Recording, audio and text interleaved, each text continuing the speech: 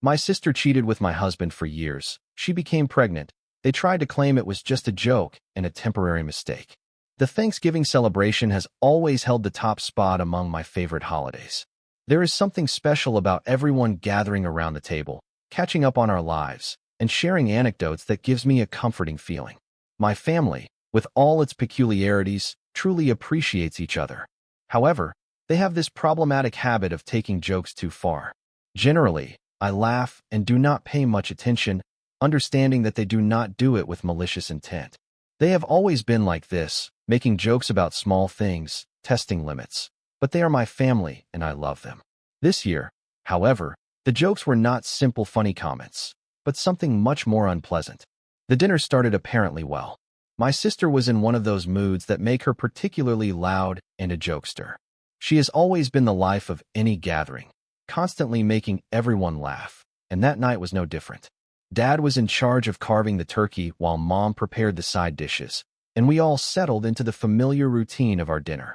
The first jokes about my marriage seemed harmless, the kind of comments I was used to ignoring. Someone joked about how I had managed to get a husband who cooked better than me, as he has culinary experience.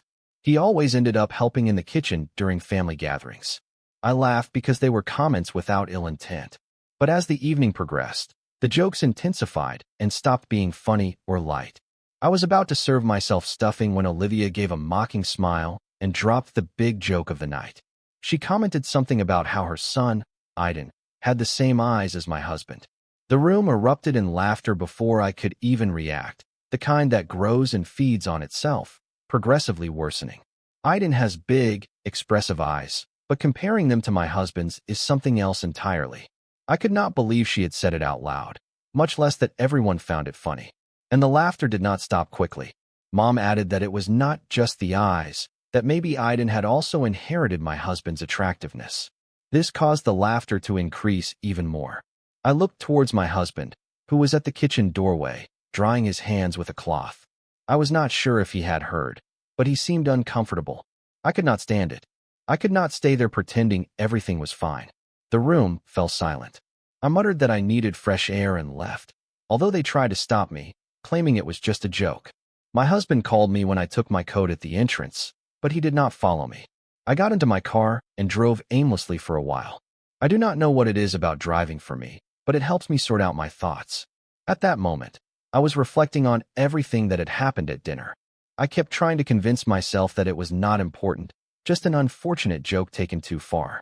But why did I feel it was something completely different? When I finally returned home, I could not fall asleep. I kept telling myself I was exaggerating, that I was letting a bad moment ruin what should have been a pleasant evening. But no matter how much I tried to rationalize, something continued to feel extremely strange. The next morning, I talked to my husband about what had happened. I expected him to be indignant on my behalf and tell me that Olivia had crossed a line and that I had done well to leave. Instead, he downplayed the matter. He told me I should not take it so seriously and that it was just Olivia being Olivia. He claimed she did not mean it with ill intent, that it was simply her way of joking. I stared at him, waiting for him to say something more, waiting for him to defend me, but he did not. Instead, he told me I was overreacting and that I should not let an unimportant comment ruin my mood. The problem is that there have always been jokes, but relatively harmless jokes, like that I do not know how to cook or that I have eaten too much dessert that night. But never jokes as inappropriate as the one Olivia made.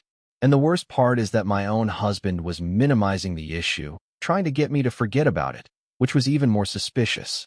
For the first time, I started questioning things I never wanted to question. Besides, he seemed very nervous during the jokes, making me doubt even more. I asked him about it, and he replied that I am overanalyzing the situation and that I should drop the subject. Do you think I am exaggerating? I need your opinions.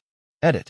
I forgot to mention that the father of my sister's son is a man she was never married to. They do not have a good relationship because it was a fleeting affair and they never formalized it, not even when she discovered her pregnancy. This fuels my suspicions even more. Update 1. Although several days have passed, I still cannot get everything that happened out of my mind. What worries me most is not even the joke, but my husband's reaction. Not only was he not bothered by the comment, but he tries to downplay it, as if he has something to hide. In the following days, I found myself remembering other jokes I had not paid attention to, and suddenly they started to take on a different meaning. There was that time Olivia had joked about how she and my husband got along better than he and I ever had. At the time, I laughed and let it go, attributing it to her peculiar sense of humor.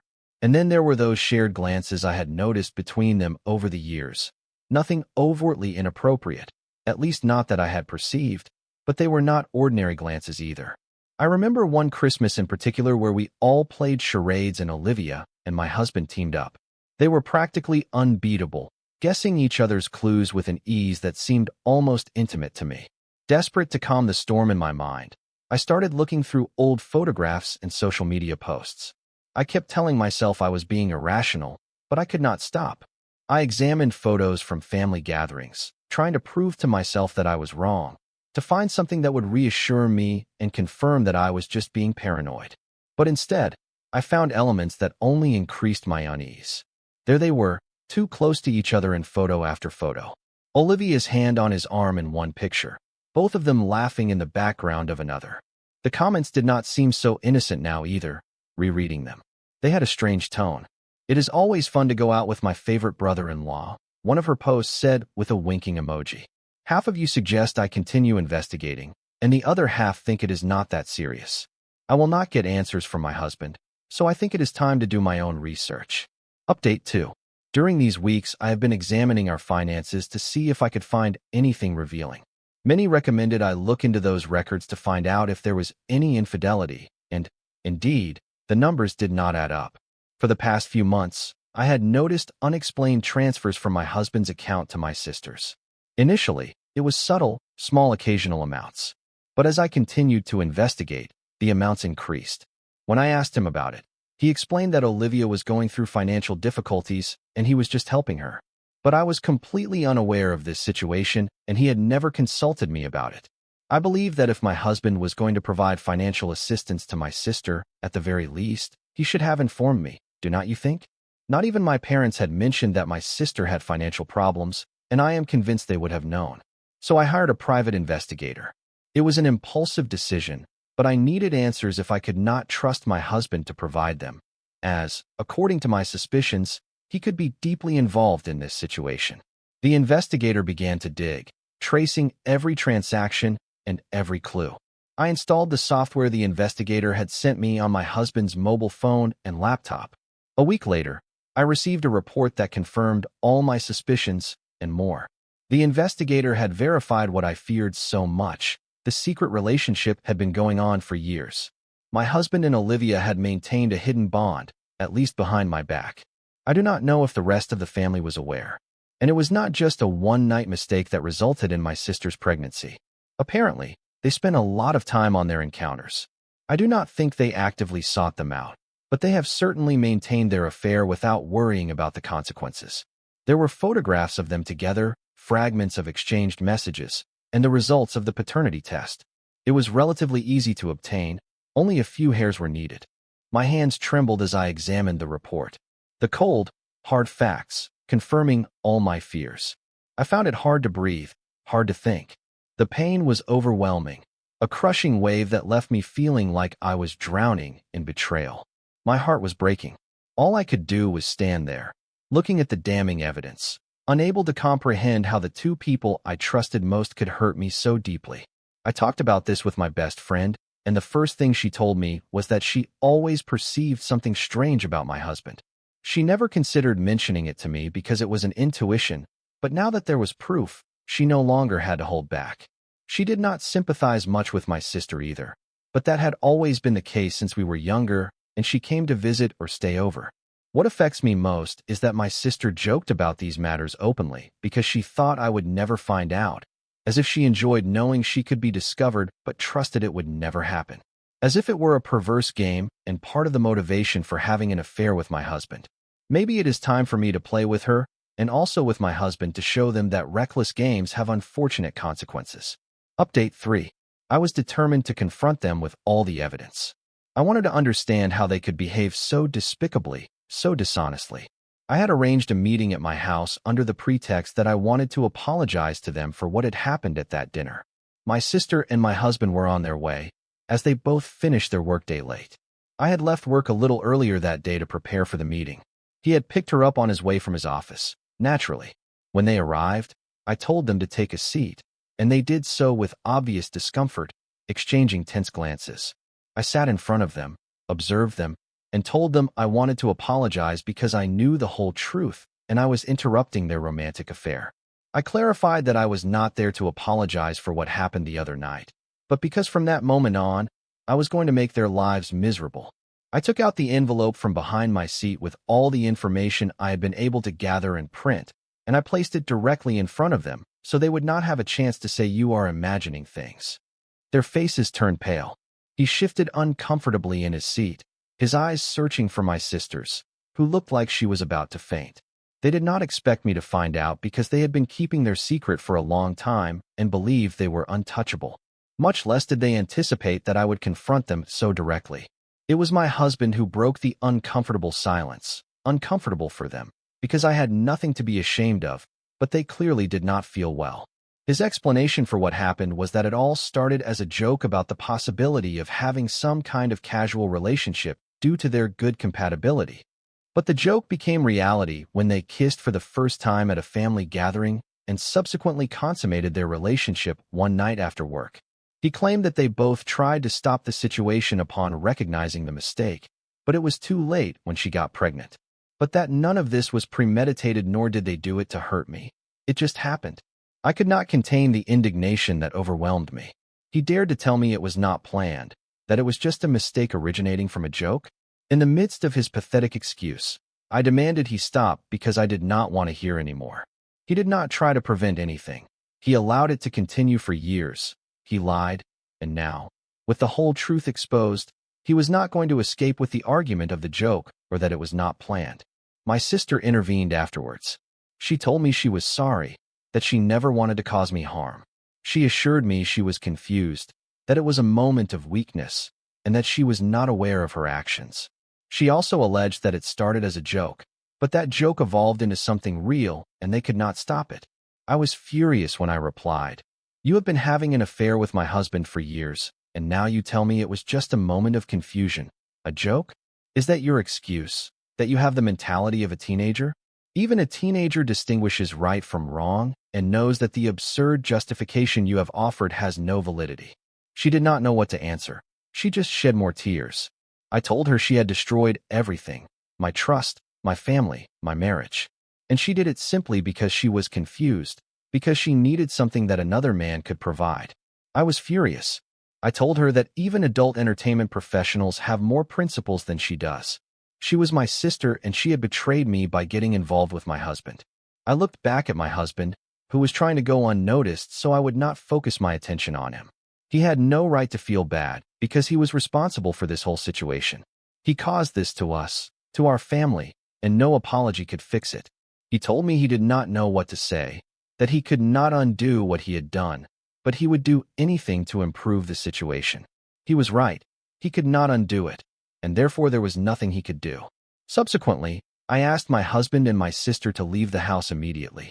My husband wanted to collect some belongings from the room, but I told him he would have to leave with what he was wearing. Neither of them protested my demand, and they finally left.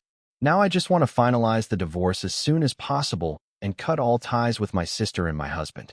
I know it will be more complicated with my sister because she is part of the family and I will have to run into her at various family events. At least I have established a new rule according to which I will not attend unless she is not invited. And if my family refuses to accept this condition, then I will have to distance myself even further from them. It is time to adopt a scorched earth policy with my sister, my husband, and anyone who defends them. I will not have consideration for anyone, and I will not accept any kind of justification based on her being my sister or similar arguments. I cannot find adequate words to refer to her, because any term I consider would be unfair to other people.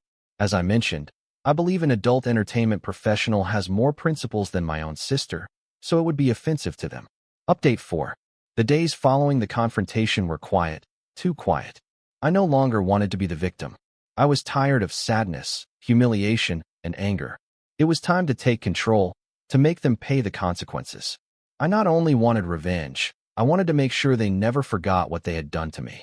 I was not going to let this go unnoticed. My husband and my sister would be exposed, whether they liked it or not. Spoiler alert, they did not like it. I no longer cared what happened to them. In fact, I prepared myself for the consequences. I started by focusing on their professional careers. I had contacts in the community, people who could quickly spread the information. The images of my husband and my sister, close, intimate, far beyond what could be considered innocent, were perfect for my purpose. I distributed them anonymously on social media and tagged everyone involved, making sure they reached their workplaces, their friends, the family, and anyone connected to their lives. The response was immediate. My husband's company fired him within days because the news was negatively affecting the company. Those photographs destroyed his career. Some colleagues who had been complicit, knowing that my husband met with my sister during lunches, suddenly abandoned him. Nothing like unmasking a cheater and observing the consequences, something truly satisfying. As for my sister, her boutique also experienced the effects of my revenge. Her important clients, those who had invested thousands in her services, quickly took their money elsewhere, to what some called in the comments on her business's social media, an establishment run by someone who respects family values. I am satisfied knowing her business collapsed, and I did not care. I know some people will disapprove of my revenge, but it is insignificant compared to what they have done to me. The news about their situation reached me through family members, who mostly sided with me, albeit in an extreme way, which I did not find entirely appropriate. One of my cousins, who quickly supported me in this whole situation, even on the day of the joke when he saw how devastated I was, went to the school and revealed to everyone what had happened, that Aiden was the result of an infidelity, that his mother had betrayed her sister and had maintained a relationship with her husband for years. He told them everything, even going so far as to claim that the child had known the identity of his real father all along, but visited my house without remorse, feigning innocence. The rumor turned into ridicule and then into bullying. The little boy became the object of all cruel jokes. Classmates tormented him relentlessly, asking him if he had always known the truth or if his father had ever confessed it to him. The taunts did not stop. They spread throughout the school. His life became unbearable. I felt guilty that the situation had gone so far, as I never asked for him to be involved in this matter. I even spoke to my cousin to try to stop this, but it was too late. My cousin has tried to justify himself by saying that he knew, and I have the impression that it is true, but I still feel compassion for him because he is just a child and should not suffer the consequences of this. He might know the truth, but what could he have done? He has no responsibility for the parents he has. The divorce process was relentless. My lawyer knew exactly how to take advantage of the years of deception. The affair not only constituted a betrayal, it was the foundation of my lawsuit.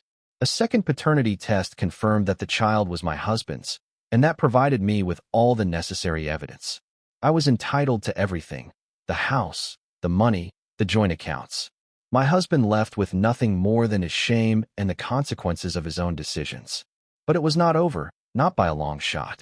My father, the man who had always been a stoic figure in our family, finally lost his composure when my sister returned begging for forgiveness. He slapped her across the face, right in front of her son, whom she had brought as a shield, metaphorically speaking. She thought my parents would forgive her because of the child's presence, but my father stated that he did it anyway because that child deserves to learn that bad actions must be punished, as, growing up with those parents, he probably will not learn many of those lessons. My father called her the biggest mistake of his life. My mother did not utter a word. She simply stood there, aware that for my father to react that way, the betrayal must have been immense. I was present while this was happening. I had sold my house and was looking for a new one. Her attempt at reconciliation and to remedy the situation was nothing more than a last-ditch effort to preserve their reputations. No one cared about their apologies. No one wanted to hear their pleas for forgiveness. My family supported me, although I was prepared for them not to. Even my mother stated that I was her daughter before Aiden was her grandson, and that she would protect me even if it meant distancing herself from her grandson. I know they do not want to stop seeing Aiden, but they are committed to supporting me. That is something I greatly appreciate. I do not know what will happen to them now that they have the freedom to enjoy their most intimate moments. They are free to do so because my ex-husband is no longer married to me, but I will have to leave that for a future update when more events unfold. Update 5. For those who requested a new update to my story, here it is. I do not know if there will be many, but at least the comment that asked for it received numerous votes. My sister and my ex-husband moved shortly after the divorce to a new city to start a new life, although that life did not include their son, whom they left behind, claiming they lacked the financial resources to care for him. At least, that was the excuse they used to leave him at my ex-in-law's house. Do not worry, the child has changed schools to avoid more bullying, while my parents can visit him at my ex-in-law's house whenever they wish. But let us briefly return to Olivia and my ex. They moved and started looking for jobs, which they eventually found. A different city, no rumors about their actions, and the possibility of starting from scratch. Everything seemed to be going well until someone spread the rumors again in their workplaces. I think it was the same cousin who has taken revenge very personally. This caused my ex to be fired from the company because many of his colleagues refused to work with him. My sister also experienced some difficulties, although they did not reach the point of her being fired. However, after my ex failed to find another job, they ended their relationship, and he moved even further away, practically to the other side of the country. Thus ended their great love story, which began as a joke and ended up becoming one, something that greatly amused my father. It was when my sister called to ask if she could come back, because she felt very lonely in the new city. She wanted to stay with my parents temporarily, along with Aiden, while she re-established herself by opening a new business. But my father replied that that joke was very funny because that was not going to happen, and it was ironic that she was asking. My parents already spend time with Aiden, so they do not need to take her in for him to be present. He suggested she could start by being a mother to the child and take him to live with her. That way, she would not feel lonely, and her son would have a mother. But Olivia argued that it would be excessively complicated for her to do it alone, with an unrewarding job and a modest salary. That is why she wanted to reside with my parents temporarily and start something that would provide her with a higher income, like her boutique. I have a suggestion for her. She could start working as an escort. That way, she would also learn some values, as she currently lacks them.